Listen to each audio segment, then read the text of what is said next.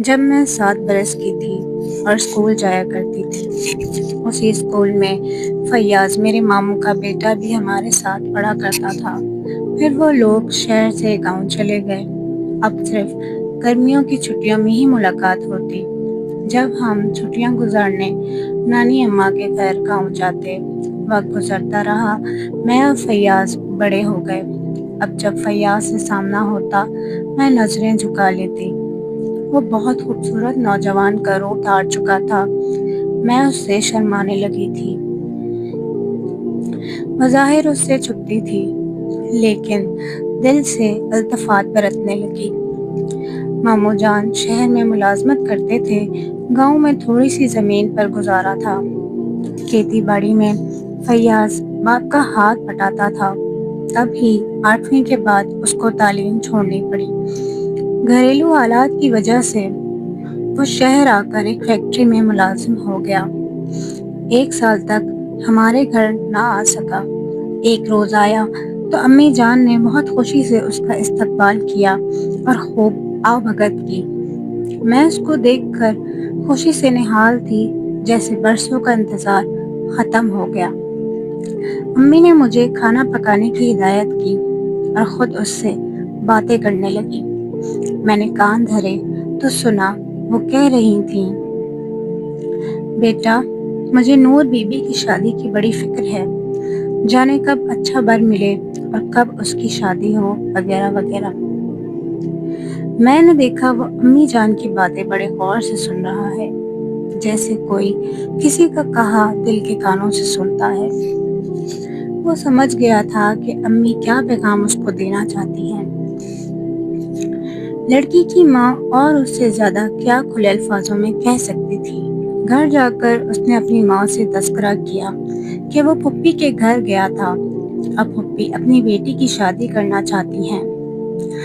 اس نے ماں سے کہا، اماں، تم دیر نہ کرو اور فوراً جاؤ، میری شادی نور بی بی سے طے کر دو۔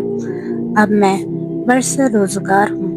جب ممانی نے بیٹے کے منہ سے یہ الفاظ سنے تو وہ آگ بگولا ہو گئی۔ بولی، ہرگز نہیں، مجھے نہ تیری پھپھی پسند ہے اور نہ ہی اس کی بیٹی نورا۔ میں تیری شادی اپنی بھانجی گوہر سے کروں گی۔ گوہر فیاض کو قطعی پسند نہ تھی، لہٰذا وہ خاموش رہا اور کچھ روز ماں کے پاس رہ کر واپس شہر میں اپنی ملازمت پر آ گیا۔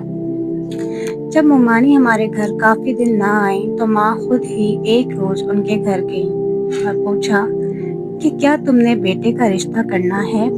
میری نور بھی بڑی ہو گئی ہے اور میں اس کی شادی کے بارے میں سوچ رہی ہوں۔ امی جان کی بات سن کر ممانی کی تیوری پر بل پڑ گئے۔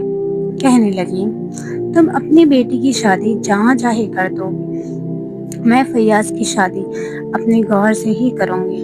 تم ادھر کی آس مت رکھنا، خواہ وقت ضائع کرو گی۔ مایوس ہو کر امی لوٹ آئیں۔ اپنی بھابھی سے ان کو اس جواب کی امید نہ تھی، لیکن ٹکا سا جواب سن کر انہوں نے فوراً دوسرے رشتے کی تلاش شروع کر دی۔ جلد ہی امی کو میرے لیے ایک رشتہ مل گیا اور انہوں نے شادی کی تاریخ رکھنے میں دیر نہیں کی۔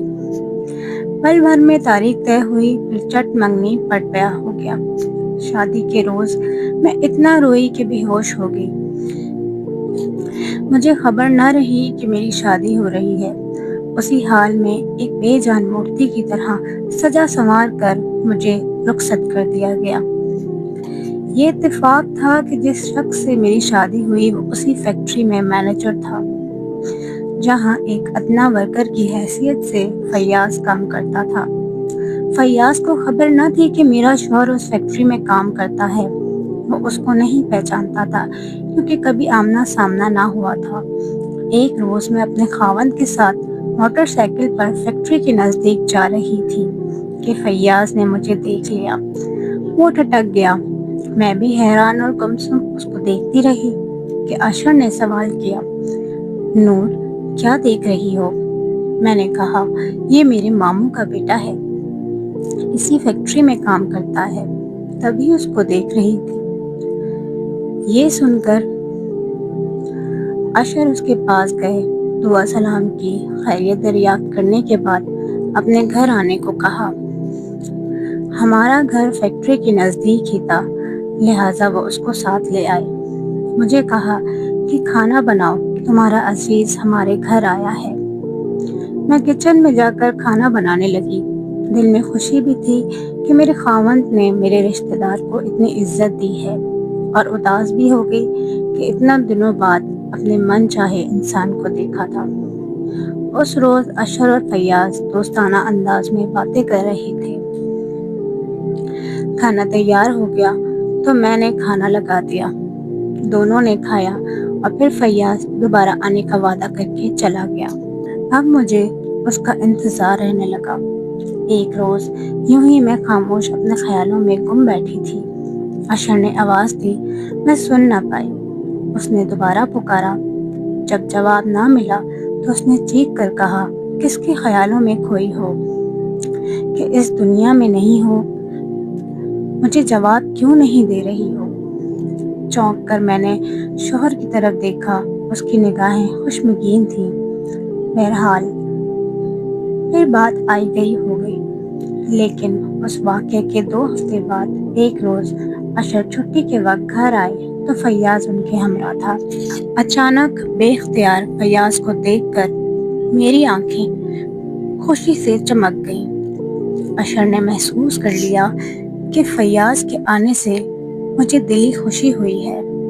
بس اب روز ہی کسی نہ کسی بہانے فیاض کا ذکر نکال لیتا اور پھر سوال کرتا، سچ کہو، شادی سے پہلے تم کو کسی سے لگاؤ تھا؟ کسی کا خیال دل میں بسایا تھا؟ بس ایسے ہی باتیں کر کر کے اس نے مجھے پاگل اور خود کو نفسیاتی مریض بنا دیا۔ میں اس دن کو کوسنے لگی جب اچانک فیاض کا ہمارا سامنا ہوا تھا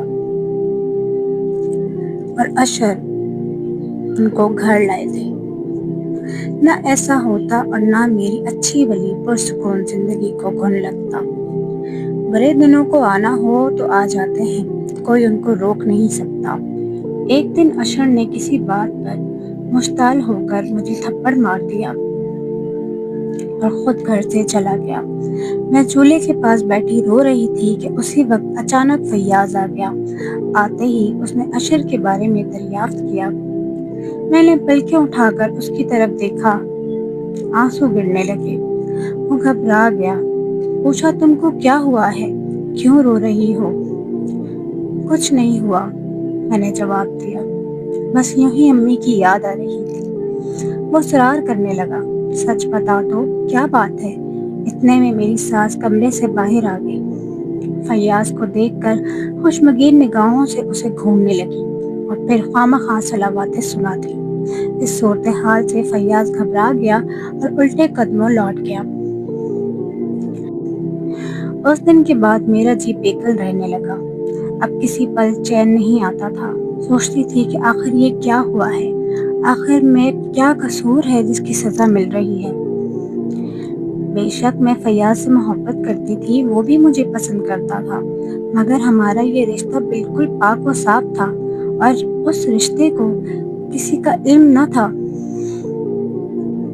سوچتی تھی کہ ایک کاش ممانی مجھ پر رحم کرتی اور میری شادی فیاض سے ہو جانے دیتی تو آج مجھے جنت مل جاتی، مگر اس عورت کی ضد نے ہم 2 دلوں کو خوشیوں کو پورا نہیں ہونے دیا۔ اب شادی شدہ تھی، مجبور تھی، لیکن اپنے گھر کو کسی طرح برباد نہ کرنا چاہتی تھی۔ تب بھی سوچتی تھی کہ فیاض کو منع کر دوں کہ وہ ہمارے گھر نہ آیا کرے۔ اس کا آنا ہمارے لیے سخت نقصان دہ تھا، وہ میری بربادی کا سبب بھی ہو سکتا تھا۔ فیاض بھی ان دنوں کچھ بے چین سا تھا۔ مجھے روتا دیکھ کر وہ پریشان رہنے لگا۔ تبھی ایک دن دوبارہ اس وقت آیا جب اشر فیکٹری میں کام میں مصروف تھا۔ ساس نے مجھے برا بھلا کہا۔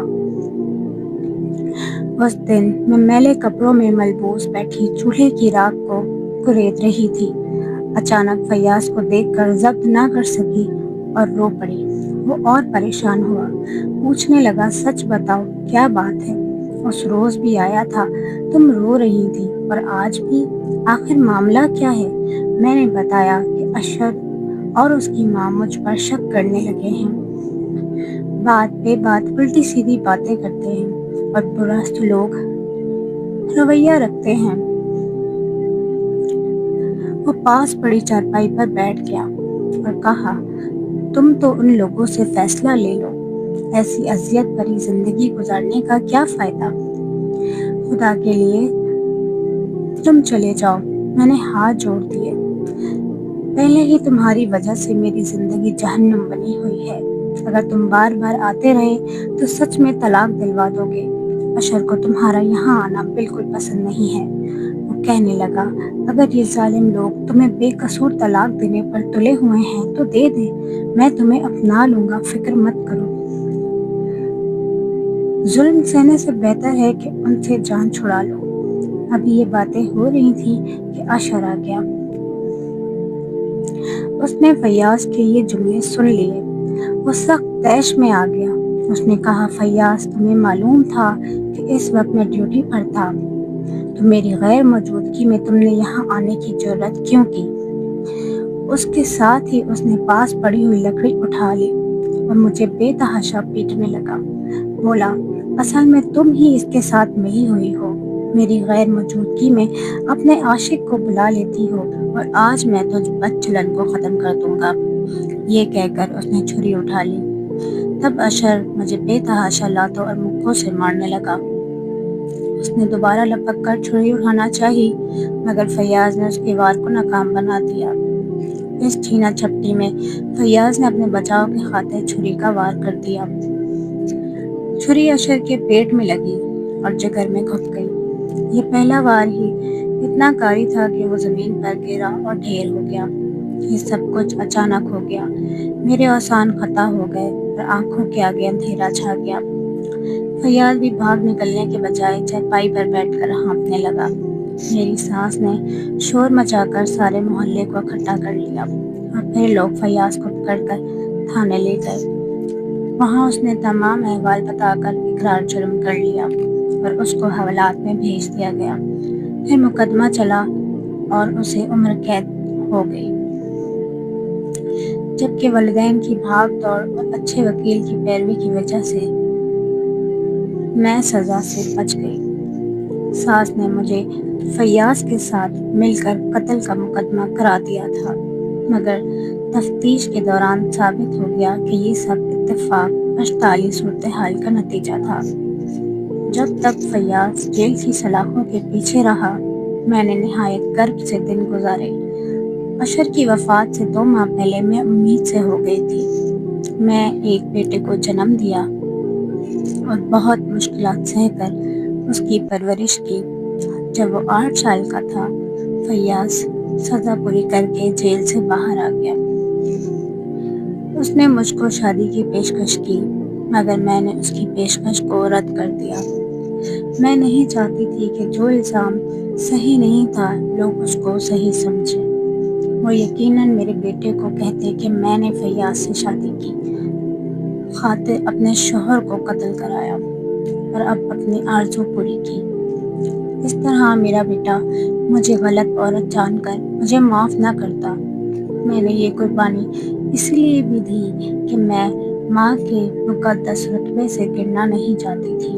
मैं चाहती थी चाहे सारी दुनिया की नज़रों से गिर जाऊं, मगर मेरा बेटा मुझे अपने बाप का कातिल ना समझे, अपने बेटे की नज़रों से ना गिर जाऊं। आज ये कुर्बानी रंग लाई है और मेरा बेटा मुझे इज्जत व एहतराम के साथ माँ कहकर पुकारता है तो मेरा दिल ठंडा हो जाता है।